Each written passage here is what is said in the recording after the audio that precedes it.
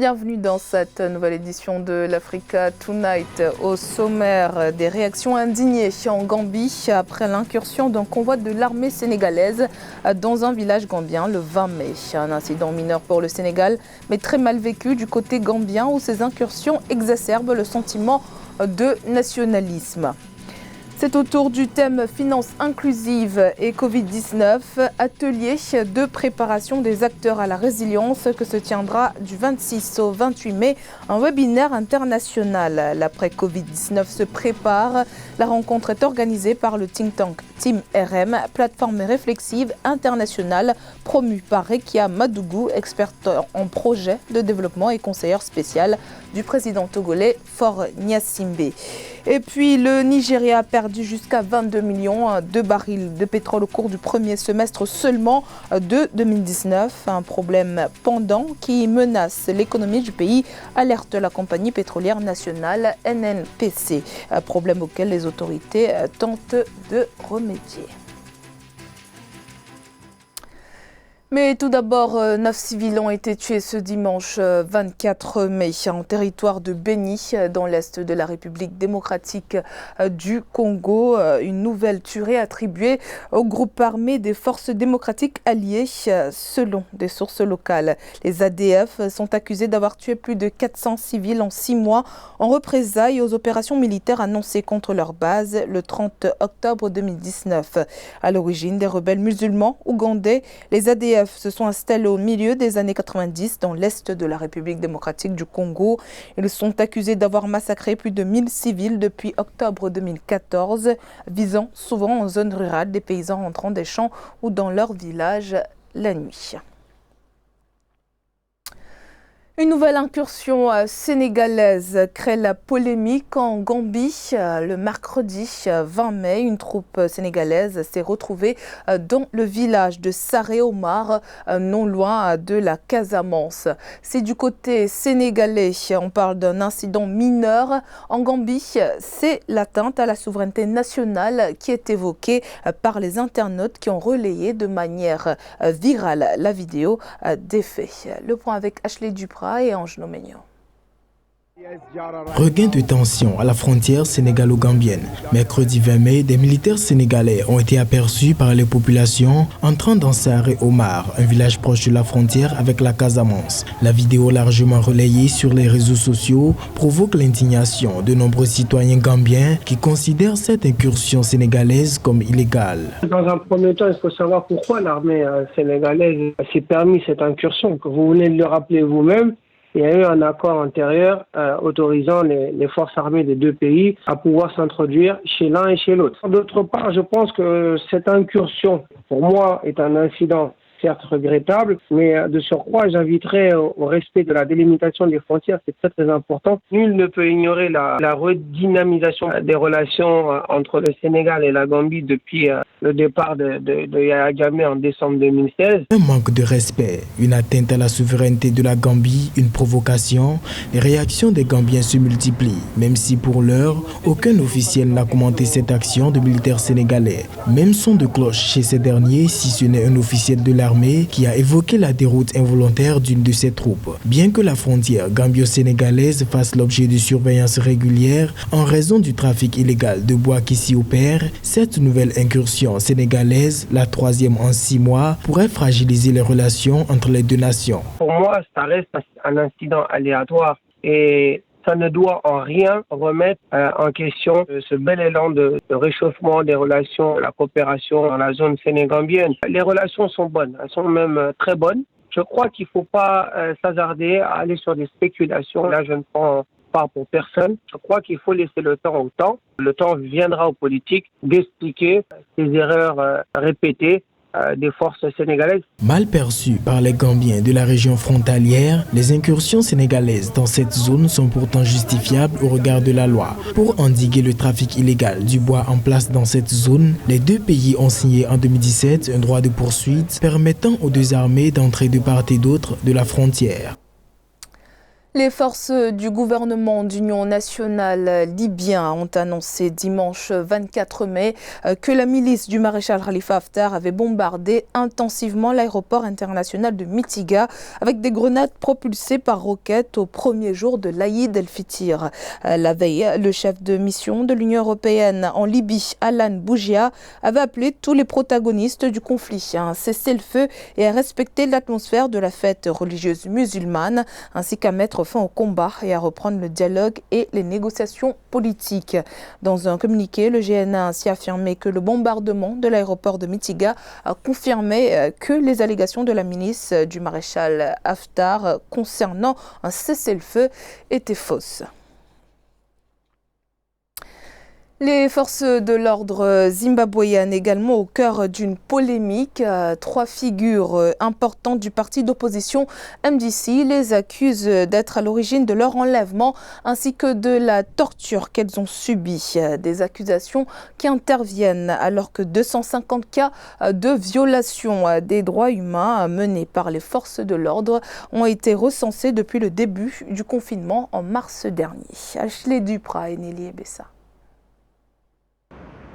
Le confinement prend une tournure politique au Zimbabwe. Le régime est accusé par de multiples ONG de violation des droits de l'homme sous couvert de lutte contre le coronavirus. Des accusations qui font suite au récent enlèvement de plusieurs figures de l'opposition. Le Forum des ONG des droits humains est consterné et indigné par les violations continues qui ont lieu ouvertement au Zimbabwe et qui sont perpétrées par des membres de la police de la République du Zimbabwe, en particulier pendant le confinement lié à la pandémie de Covid-19. Le mercredi 20 mai, Johanna Mabombe, Netia Marova et Cecilia Chimbiri, toutes 3 membres du parti d'opposition MDC, Mouvement pour le changement démocratique, ont disparu alors qu'elles participaient à une manifestation à Harare, la capitale. 3 jours plus tard, elles seront finalement retrouvées en bordure de route portant des signes de torture. Torture dont les forces de l'ordre seraient les auteurs, des faits qui pour certains rappellent la répression menée sous l'ère de l'ancien président Robert Mugabe. Dans nombre de pays africains, justement, les opposants ont cru que la pandémie leur avait donné une occasion, un prétexte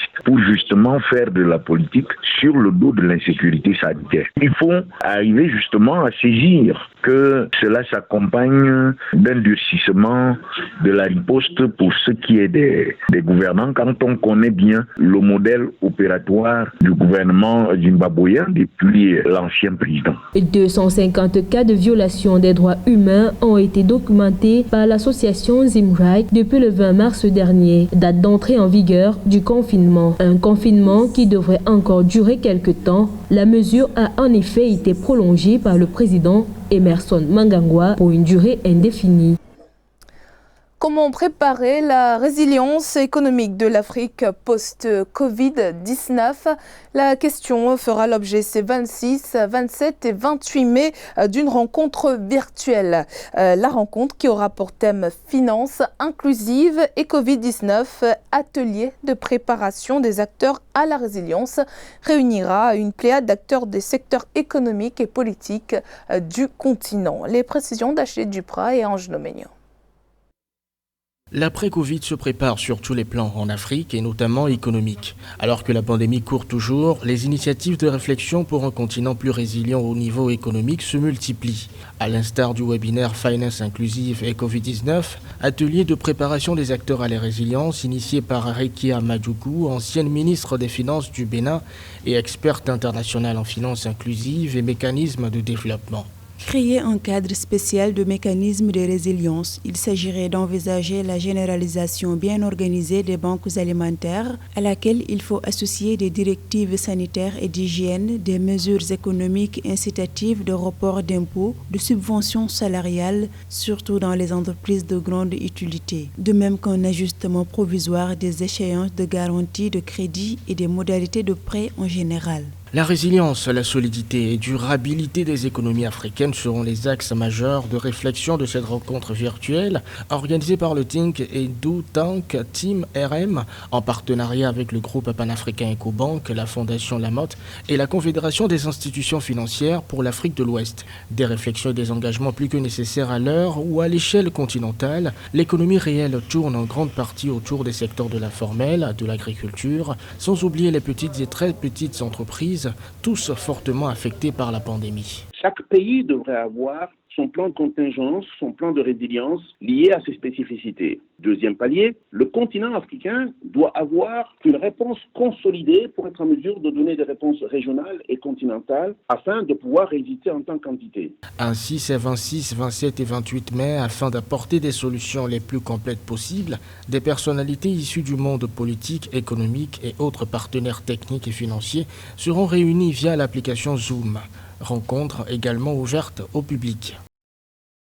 Le Nigeria en croisade contre les vols de pétrole. Le premier producteur de pétrole en Afrique perd entre 3 et 8 milliards de dollars de barils par jour dans des opérations de vol. Pour y remédier, les autorités ont lancé une opération de ratissage, laquelle a permis la destruction de 3 refroidisseurs et 201 réservoirs de stockage métallique par l'armée. Les détails avec Victoria Seji.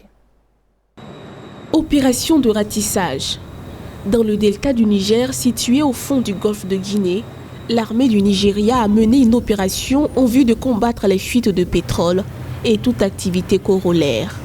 C'était à Wari, au sud du bassin de production. D'après l'administration militaire nigériane, des sites de raffinage illégal de pétrole volé d'une capacité de 14 434 barils par jour ont été démantelés. Mais lorsque vous avez 10 000 km de pas blanc qui s'enchevêtrent partout à travers la République, à fleur de sol, parfois même au-dessus du sol, c'est extrêmement difficile de contrôler tout cela. Donc les raffinages illégaux là-bas au Nigeria, j'appellerais ça de la raffinerie artisanale. Les tout premiers qui travaillaient dans les raffineries ont pris la retraite, donc ils connaissent un peu la formule de raffinage. Et dans la foulée maintenant, certains sont allés se mettre au service, mettre leur expertise au service des gens au quartier. Ce sont au minimum 100 000 barils de pétrole qui sont dérobés chaque jour dans le pays, révèle l'analyste de données maritimes Kepler. Ce qui représente une perte annuelle comprise entre 3 et 8 milliards de dollars. Le liquide est siphonné depuis les pipelines et les navires de transport sont très souvent détournés. Le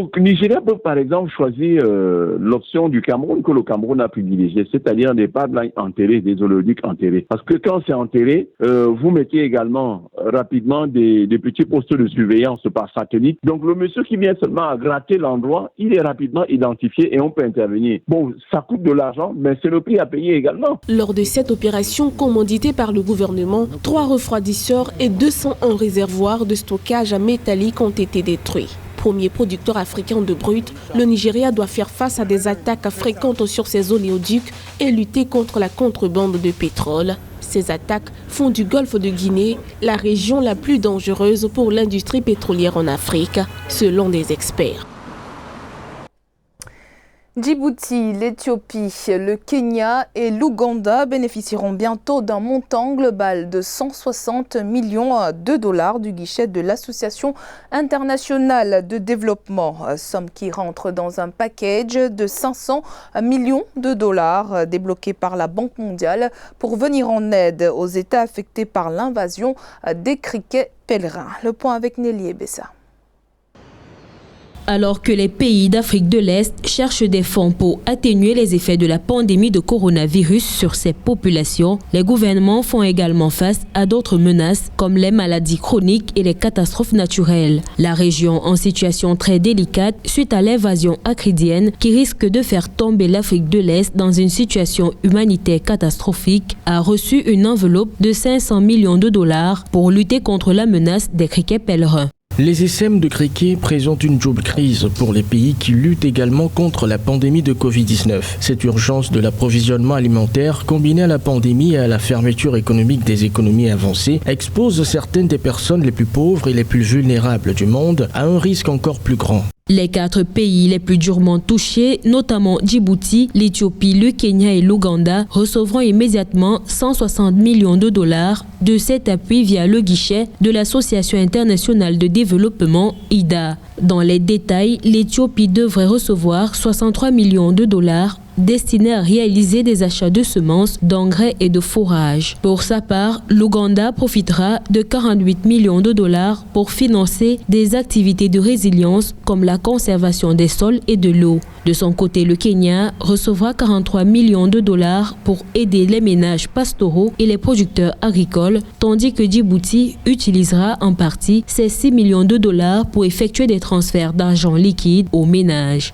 Cette crise sanitaire mondiale où l'économie des États de la Corne de l'Afrique sont à genoux, la dotation de la Banque mondiale pourrait être une bouffée d'oxygène s'il est correctement utilisé par le gouvernement. Et cela pourrait être également important, surtout aux plus nécessiteux, mais aussi aux ménages à faible revenu qui sont les plus durement touchés par la crise. Soulignons que ce soutien de la Banque mondiale apparaît comme un véritable soulagement pour les pays de cette région, surtout au moment où la FAO, l'Organisation des Nations Unies pour l'alimentation et l'agriculture, redoute une seconde vague d'essaims pour juin prochain.